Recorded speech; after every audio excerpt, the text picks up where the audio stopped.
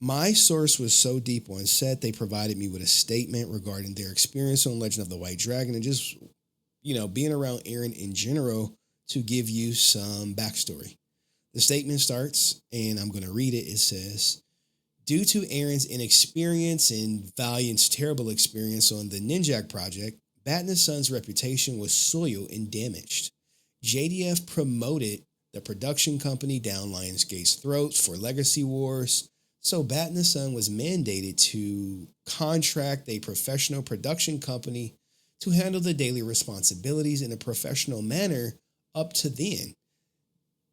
Prior to them getting on set, there were no call sheets, no scripts, no titles, no first assistant director, no line producer, etc.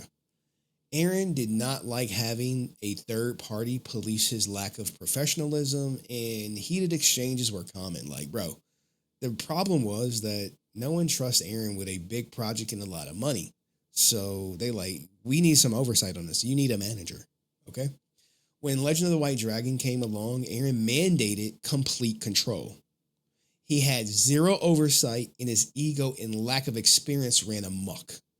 He never produced or directed a feature film before. Did he surround himself with professionals? The answer is Nope. no, he did not. What Aaron did was surround himself with yes men, his buddies that had never served in their capacities. His cinematographer had only several beatdowns to his credit. His assistant director has never been an assistant director before. His second assistant director had zero experience either. Aaron and his father were producers. Zero feature film experience. The production turned into a zoo. Zero priority placed on time. Call times were at 7 in the morning, and the first shot wasn't up until noon. Aaron was often the last person arriving on set. He would prance around set shirtless with little sense of urgency. Sitting around for hours was a commonplace. There were 30 people sitting around twiddling their thumbs. When Chris J arrived on set, Aaron would hold everyone accountable to a schedule. Theme parties were commonplace. Often baby pools were brought in with margaritas, and the crew would sit around and get drunk. Aaron and his dad was in the swimming pool kicking around like he was 10 on the clock. Now keep in mind, this is on Chris J's dime. They burned through Chris J's money like it was Kool-Aid. In the industry, time is money. Aaron was so disorganized that put undue pressure on JDF, and he began to crack. By crack, I mean get angry on set. Some stunt people complained Jason wasn't pulling his punches and often coming close to, or in some cases, making contact with stunt personnel. Now, this is a lot to digest right away, but this is what this person observed on set of Legend of the White Dragon. And keep in mind, guys, this is a $4 million budget, and they're actually going to mention this later in their statement.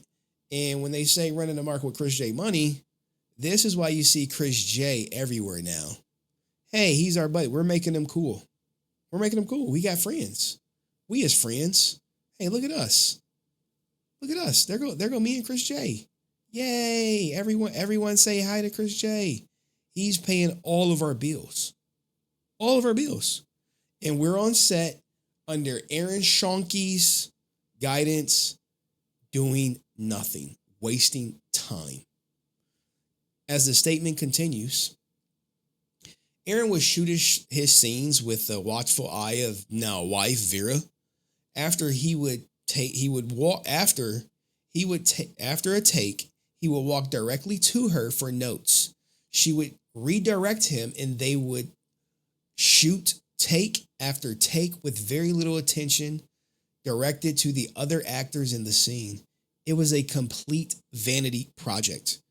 This is why Legend of the White Dragon, guys, I'm telling you, is going to be unwatchable. You're going to see a pure tribute to Aaron Schoenke's character, and according to insiders, his character is completely made up. This is not the original script from the 2019 failed Kickstarter. This is something completely new and different. And the character that he created, Prime, was never had this big role. There was never a yin and yang to it. This is Aaron inserting himself into this production, which literally cost Chris J millions because Aaron can't act, which is going to get brought up later in this statement. It was commonplace for us to shoot 18 hours on a deep emotional scene with Aaron only to have him view the footage of his horrible acting, come to set the next day saying we needed to reshoot the entire day.